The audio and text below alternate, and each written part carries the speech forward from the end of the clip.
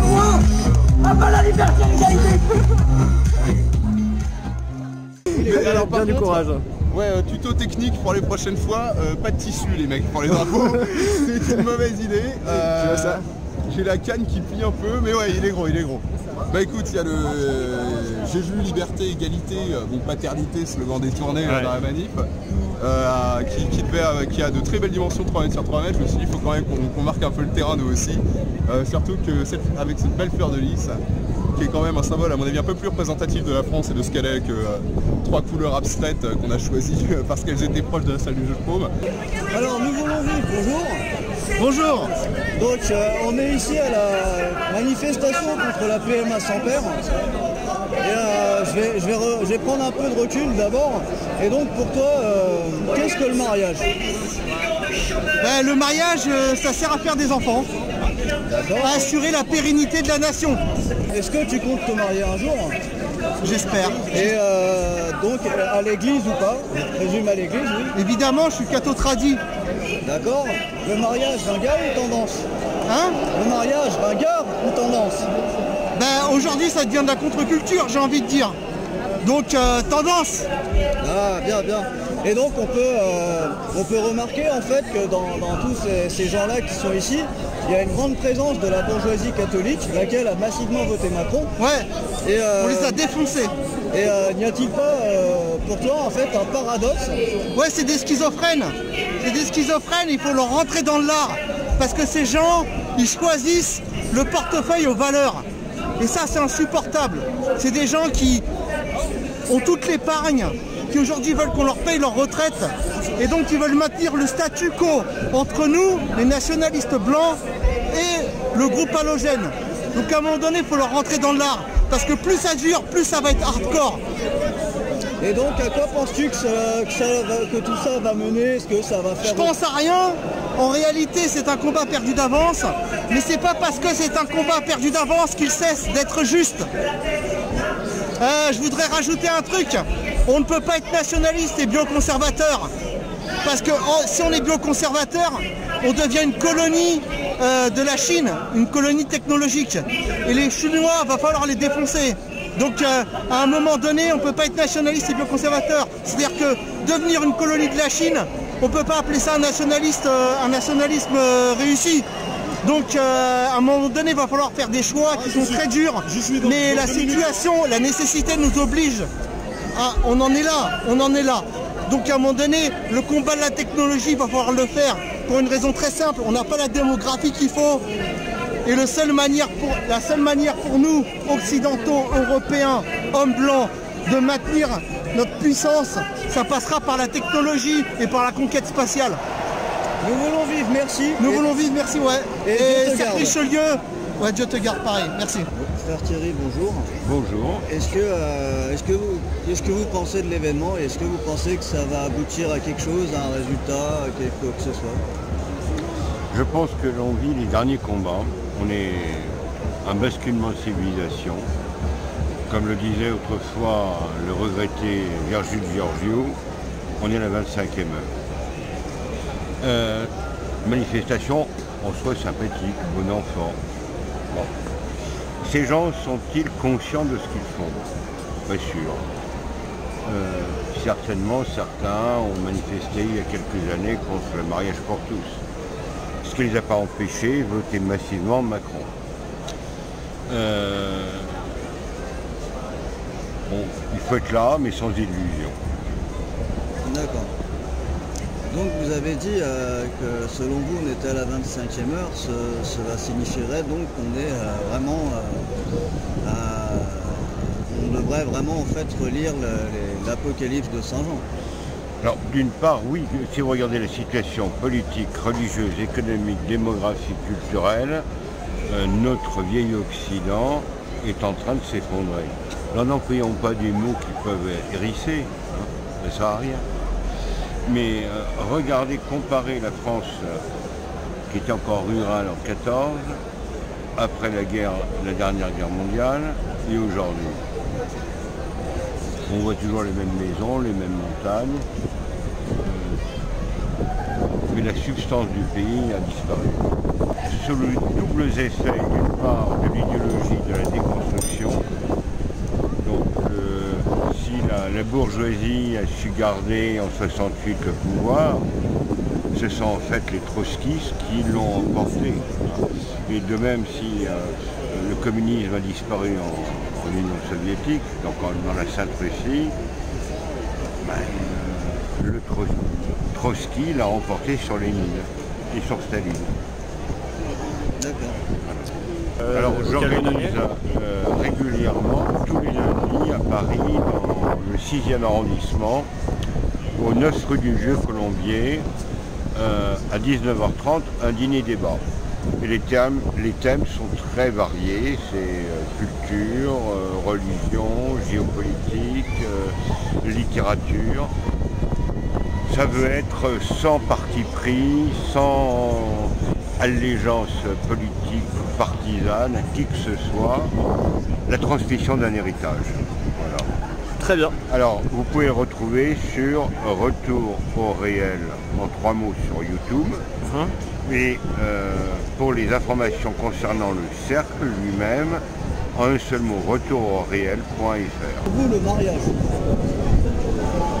Le mariage, c'est l'union d'un homme ou d'une femme, parce que l'hétérosexualité, elle existe dans la nature depuis au moins 2 milliards d'années.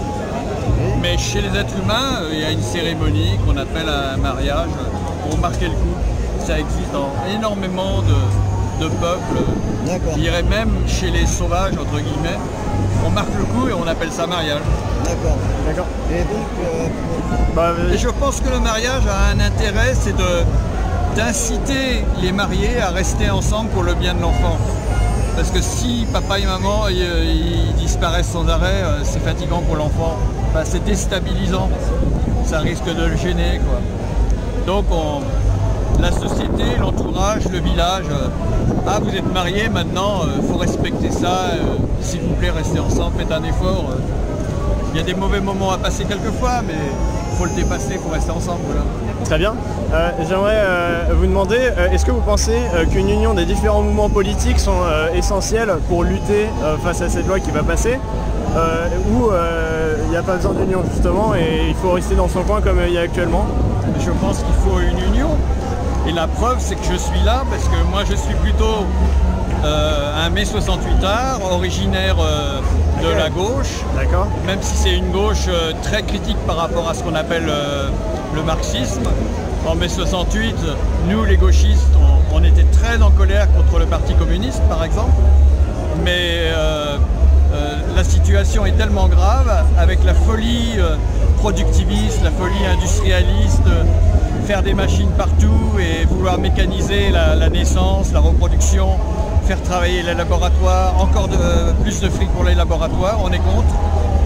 Et donc on pense que pour le bien-être de la biosphère, il faut réduire ce monde industriel et entre autres réduire l'industrie de la reproduction. Tout le business autour de la reproduction, je trouve que c'est scandaleux, parce que ça fait des milliers, voire des millions d'années qu'on n'a pas besoin de machines pour se reproduire. Alors Aïna, bonjour. Bonjour. Donc aujourd'hui on est à la manifestation contre la PMA sans père. Absolument. Voilà. Contre la dégénération de tout. Voilà. Disons retour aux sources. Et donc première question, on va prendre un peu de recul en fait. Qu'est-ce que le mariage selon vous? Le mariage, c'est un homme et une femme qui vont procréer, qui vont donner naissance à une descendance. 2 hommes, je sais pas comment ils vont faire avec un moustique peut-être, un cafard, une poule. Dites-moi. Et donc retour aux sources naturelles, sans intervention extérieure par des gens qui sont des gourous de la biologie ou de la manipulation génétique. Je dis que Dieu a bien créé les choses, il n'est pas nécessaire d'intervenir, de faire quoi que ce soit, quoi. Ne touchons rien. Ils ont déjà démoli tout. Tu viens de citer Tu es notre père à ce moment même. Et donc pour toi, le mariage, contrairement à ce qui a été évoqué sur la scène, ce serait donc le mariage à l'église et non pas à la mairie. Le mariage à la mairie n'a aucune... c'est un contrat, c'est un contrat, vulgaire contrat, comme on finit un contrat quand on rentre dans un nouvel appartement. Je veux dire, la vraie connotation du mariage, c'est devant le Saint-Esprit, l'Église, depuis la nuit des temps. Cette volonté de révolutionner tout, même ce qui est le plus sacré, non, je crois que 600 000 personnes aujourd'hui ont démontré que le système macronien ne fonctionne pas. Ben, c'est pour ça qu'il n'a pas de gosse avec sa vieille. Hein. Il aura des problèmes. Remarquez en fait ici que tu as une forte présence de la bourgeoisie catholique, laquelle a massivement voté Macron. Malheureusement. Et donc, ne vois-tu pas un paradoxe ou tout du moins une contradiction dans les termes? Ben, je crois qu'ils sont encore anesthésiés par le discours de M. Macron, qui est un beau discours, mais qui à la fin des comptes, si vous avez une double lecture, voire une triple lecture, il faut voir les choses en profondeur. Vous allez vers l'eugénisme, vous allez vers une société Sodome, Gomorre, une société qui se dirige par eux-mêmes, par une idéologie qui n'a aucune limite en fait. Plus rien, tout est permis. Je ne pense pas que tout soit permis. En tout cas, le Christ va mettre son veto. Parce qu'à un moment donné, on ne touche pas au sacré. Et l'enfant, c'est du sacré. Que Dieu vous bénisse. Dites-moi. Question, cette manifestation, à quoi penses-tu que cela va mener? Est-ce que ça va aboutir à quelque chose? Est-ce que comme la manif pour tous Elle n'amènera rien à partir du moment où Madame de la Rochère, ne décide pas de se mettre avec des gilets jaunes qui défendent les mêmes valeurs, les valeurs catholiques, chrétiennes, françaises, depuis la nuit des temps. Si elle se contente de demander des demi-mesures concernant la procréation naturelle, non. Les gilets jaunes, depuis le début, depuis le novembre 2018, sont contre tout ce type de manipulation, de projet, de quoi que ce soit. Quoi. Je veux dire, M. Macron ne représente qu'une idéologie qui ne correspond pas du tout à l'histoire de France. Eh ben, je te remercie, Dieu te garde mon ami. Que Dieu te bénisse. Donc Franck, bonjour. Ouais, bonjour. Donc on est ici à la manifestation contre la PMA sans faire organisée par l'association Manif pour tous. Et donc première question en fait, avant d'aborder le cœur du sujet, qu'est-ce que pour toi le mariage? Pour moi en tant que royaliste c'est sacré. C'est autre chose que le mariage républicain dans la mairie. C'est un mariage sacré, bon Dieu. Enfin, c'est une forme de sacralité. Voilà. D'accord. Donc on peut remarquer ici qu'il y a une grande présence en fait de la bourgeoisie catholique, laquelle a massivement voté Macron. C'est ça, Et malheureusement. n'y vois-tu pas en fait un paradoxe entre ce combat qu'ils mènent et leurs actions dans le réel, c'est-à-dire qu'ils vont voter Macron et tout ça? Ne vois-tu pas un paradoxe ou tout du moins une contradiction dans les termes? Une contradiction complète, c'est-à-dire que là ils reviendront si la PMA passe et qu'on arrive sur la GPA, vu que c'est la suite. Donc là ils ressortiront. Enfin, ça me donne un peu le sentiment de nobles et de bourgeois qui vont rentrer chez eux tranquillement et puis qui vont attendre que les choses se passent. C'est-à-dire qu'ils ne sont pas dans le combat au quotidien avec les patriotes, y compris qui font partie des Gilets jaunes ou pas, mais donc ils sont pas réellement dans le combat. Là, ils vont tous prendre leur bus pour rentrer en France ou dans les diverses régions. C'est un peu ça que je déplore, quoi. Ils ne sont pas du tout dans la continuité du combat et du péril de la France. Voilà. Ce qui me vient à la dernière question donc, à quoi penses-tu que ça va mener? Est-ce que la loi elle ne va pas passer parce qu'il y a 600 000 personnes dans la rue? J'en doute. Je doute qu'elle ne passe pas. Je pense pas que le fait d'être 600 000 changera grand-chose. Je pense que ce gouvernement est tellement déterminé à détruire, aller dans l'eugénisme, Je crois qu'il n'a plus de borne, il n'a plus de limite. C'est le cosmopolitisme, c'est le mondialo machin, avec toutes les déviances économiques, sociales. Je vois pas comment on peut arrêter tout ça, à part avoir 10 millions de gens dans la rue. Voilà. D'accord, bah merci à toi et Dieu te garde mon ami. Merci. Vous aussi. Moi je me souviens qu'on était présents avec les camarades pour le coup exclusivement Gilets jaunes et certains élus il y a quelques mois à ce même lieu, sur cette même place devant le Sénat pour inciter les sénateurs à aller à l'encontre du projet de loi qui était porté par le gouvernement via le Parlement de privatisation du groupe ADP. Il se trouve que cette action, entre autres, a permis de bloquer provisoirement ce projet de loi pour aboutir à une votation populaire, un RIP de RIP, qui amène potentiellement une consultation telle qu'on le demande, donc populaire, sous forme de démocratie directe. Donc, et je me souviens que ce même jour, beaucoup de gens me disaient mais pourquoi vous allez vous faire chier à aller devant le Sénat, ça servira strictement à rien, etc. Du coup, et pourtant on l'a obtenu. Du coup, je me dis, moi j'aime pas faire de prospective, je suis pas prophète dans mon pays. Tout ce que je sais en revanche, c'est que si on reste chez soi, derrière son écran d'ordinateur ou autre, à mater Netflix et qu'on emploie ses dimanches à aller à la pêche plutôt qu'à aller sur le terrain, et j'ai rien contre la pêche, hein, c'est un sport très chouette. D'ailleurs, regarde, vous avez le cadre. Mais c'est que là, même dans l'éventualité où il y aurait 0,00001% de chance que ça réussisse, c'est toujours 0,00001% de plus que si tu restais chez toi. Oui. Et moi c'est à cet espoir-là que je m'accroche. Est-ce que ça servira à quelque chose? J'en sais rien. Est-ce qu'il en faut plus? Évidemment. Mais c'est déjà un bon pavé dans la mare. Moi je suis assez content d'être là, il n'y a pas de problème. Donc assez content de ce qui s'est passé hier au niveau des camarades, au niveau des Gilets jaunes. Un Place d'Italie entre autres. D'ailleurs bravo Extraction Rébellion, je ne vais pas plus loin dans la réaction, c'est bien dommage, qui a été absolument magnifique. Un peu plus magnifique que ça par exemple, tu vois. Ah ouais. Ah là, non mais si. On a été servi hein. Alors papa outé, c'est ça le... Ouais d'accord, c'est bien. Ouais génial.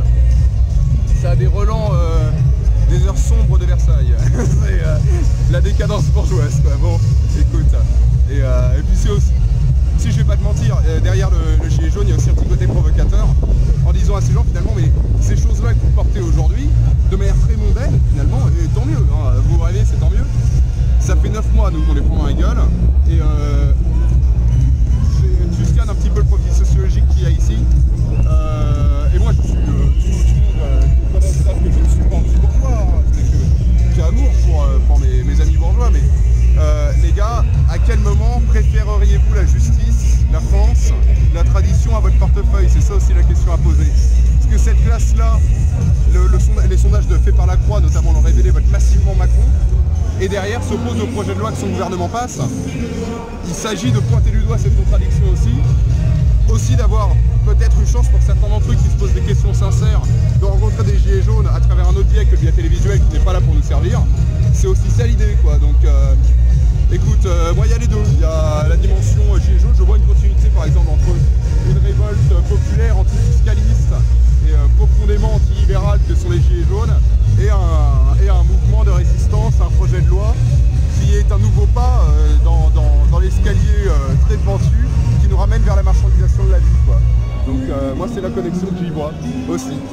Que regarde, je suis pas tout seul, il y a des fascistes cœur sacré là-bas. Manif de facho, hein, terrible. Ah, clairement. Où sont les antifas Je dis pas ça parce qu'ils vont bientôt venir me chercher. Très bien. Bon on va pas t'embêter plus que ça, peut-être un mot de fin? Le mot de la fin? À bas la gueuse et vive le roi.